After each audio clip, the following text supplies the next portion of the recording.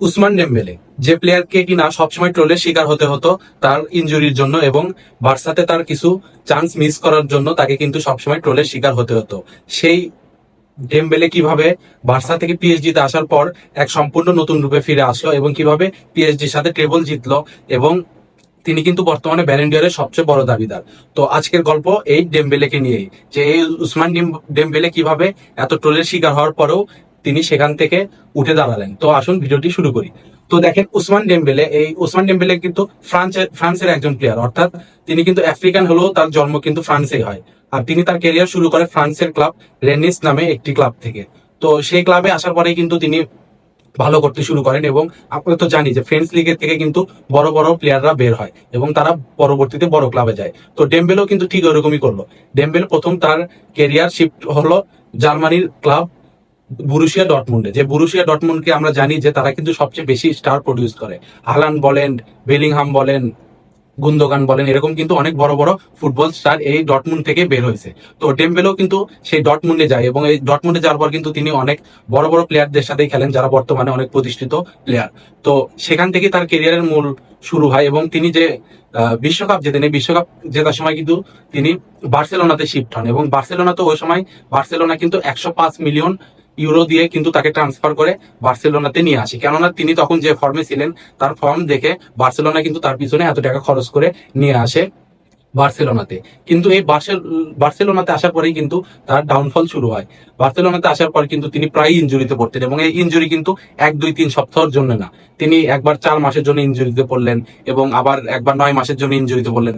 এরকম ইনজুরির জন্যই কিন্তু তিনি বার্সেলোনাতে তার ক্যারিয়ারে খুব একটা শাইন করতে পারেনি। আর বার্সেলোনাতে যখন তিনি 9 মাসের একবার ইনজুরিতে পড়লেন, তখন কিন্তু তার বার্সেলোনার সব টিমমেটরা তার জার্সি গায়ে দিয়ে কিন্তু স্টেডিয়ামে আসে একটি ম্যাচে খেলার সময়, এবং তার প্রতি মর্মিতা জানানোর জন্য কিন্তু তারা এই কাজটি করে। এবং ওই সময় কিন্তু তার অপারেশন হওয়ার কথা ছিল ফিনল্যান্ডে, যেটি সফলভাবে সম্পূর্ণ হয়। তো সেখান থেকে কিন্তু তিনি চলে আসেন, কিন্তু তিনি তার আগের ফর্মে কোনোভাবেই ফিরতে পারতেছিল না। আর বিশেষ করে চ্যাম্পিয়ন্স লিগে লিভারপুলের সাথে সেই মিসটার জন্য কিন্তু বার্সেলোনা ফ্যানরা তাকে বেশি হেট করে।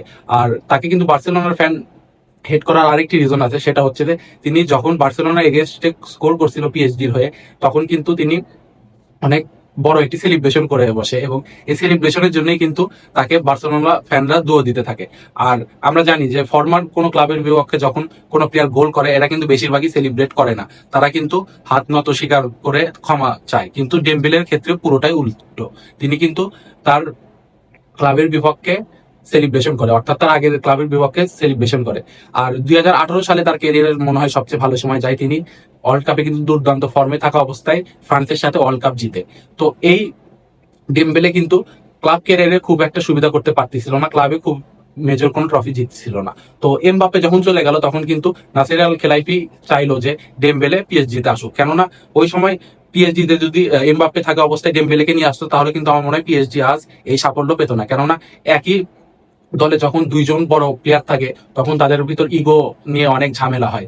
আর যে জন্য পিএসজি থেকে এমবাপ্পে চলে যাওয়ার পরেই যখন ডেমবেলে আসলো, এবং ডেমবেলেকে কিন্তু মেইন ম্যান করলেন লুইস এনরিকে, এবং তাকে মেইন ম্যান করার পরে কিন্তু তিনি এই সাফল্য পেলেন।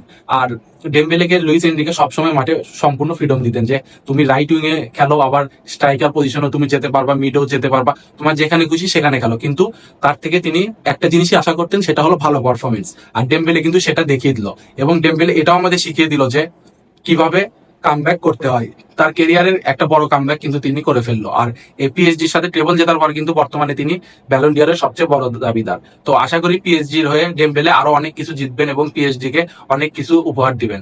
এই বলে আমি আমার ভিডিওটি শেষ করতেছি। ভিডিওটি ভালো লাগলে সাবস্ক্রাইব করে আমাদের পাশে থাকবেন। ধন্যবাদ।